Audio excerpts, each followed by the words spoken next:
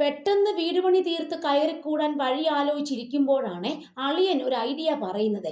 ഐഡിയയുടെ കാര്യത്തിൽ അളിയൻ ഒരു കലവറയാണ്.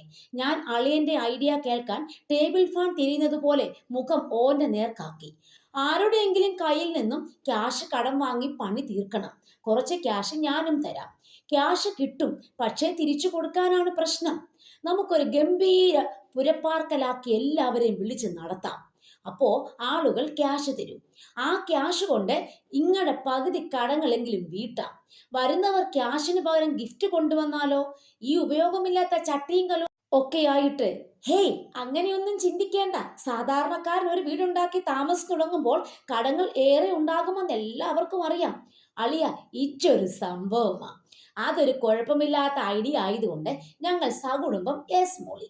കടം വാങ്ങി ടൈൽസ് ഇടുന്നത് ഒഴിച്ചു ബാക്കി എല്ലാ പണികളും തീർത്തു. നല്ലൊരു ദിവസം വീട്ടിൽ കൂടാൻ തീയതിയും ഉറപ്പിച്ചു. ബന്ധുക്കളെയും അയൽവാസികളെയും ക്ഷണിച്ചു. നല്ലൊരു പന്തലിട്ട് അടിപൊളി തലശ്ശേരി മൂരി ബിരിയാണി ബുക്ക് ചെയ്തു.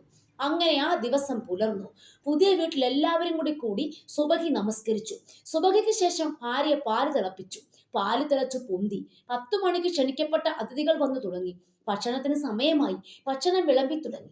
ബിരിയാണി എല്ലാവർക്കും ഇഷ്ടമായി. ഭക്ഷണം വിളമ്പുന്നതിനിടയിൽ അളിയൻ എന്റെ അടുത്ത് വന്ന് ചോദിച്ചു, കവർ വല്ലതും കിട്ടുന്നുണ്ടോ? എവിടെന്നെ, കച്ചവടം നഷ്ടമാണ് അളിയ. പരിപാടി കഴിഞ്ഞ് എല്ലാവരും പോയി. കുറച്ച് ക്യാഷൊക്കെ കിട്ടി. മിക്കവാറും വീട്ടിലേക്ക് വേണ്ട സാധനങ്ങളായിരുന്നു. അളിയ, പന്തലിനും ബിരിയാണിക്കും ഉള്ള ക്യാഷ് കിട്ടി. അത് നന്നായി. അല്ലെങ്കിൽ അതിന് നാളെ ഓടേണ്ടി വന്നേനെ. ആരും ഒന്നും തന്നില്ലെങ്കിലും കുഴപ്പമില്ല.